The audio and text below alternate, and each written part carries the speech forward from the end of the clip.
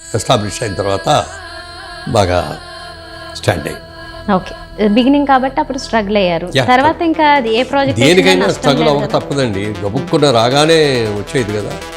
ఈత కొట్టుకుందామని చెరులో దిగుతాం, వెంటనే వస్తా రాదు కదా. మురుగుతూ ఉంటాడు, నీళ్ళు తాగేస్తూ ఉంటాడు, మళ్ళీ ఇది చేస్తాడు, మళ్ళీ పక్కన ఎవరో హెల్ప్ చేస్తారు. అట్లా ఏ వ్యాపారం అయినా ఏదైనా ఉంటాయి, ప్రాబ్లమ్స్ లేకుండా ఉండవు. వాటిని అధిగమించాలి, కష్టపడి చేయాలి, ఇష్టపడి చేయాలి. మీరు కూడా ఇప్పుడు వాళ్ళు అన్నట్లుగా ఇది చాలా దూరం, సిటీకి దూరం అని అనుకునే ప్లేస్లో అప్పుడు మీరు ఇన్వెస్ట్మెంట్లు చేశారా?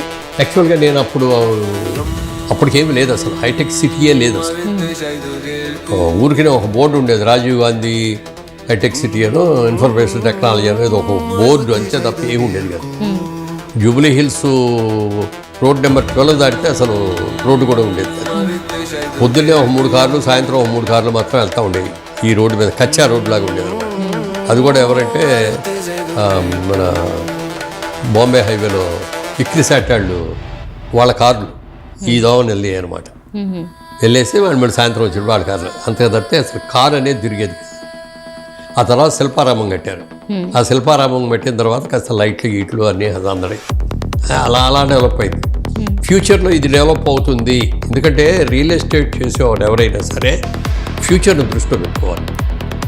రాబోయే రోజుల్లో ఇది బాగా పెరుగుద్ది, దీనికి డిమాండ్ వస్తుంది, మన దగ్గర ఇన్వెస్ట్ చేసిన వాళ్ళందరికీ కూడా రూపాయికి 10 రూపాయలు వస్తాయి అనేది మేము ఊహించాలి. ఊహించింది సరిగ్గా చేయాలి. చేసిన దాంట్లో వాళ్ళు ఇన్వెస్ట్ చేసి నిజమేనండి మీరు చెప్పినట్టు.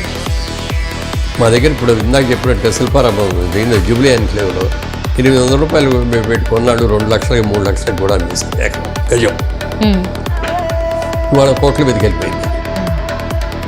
అట్లా ముందు అడ్వాన్స్గా ఆలోచించాలి.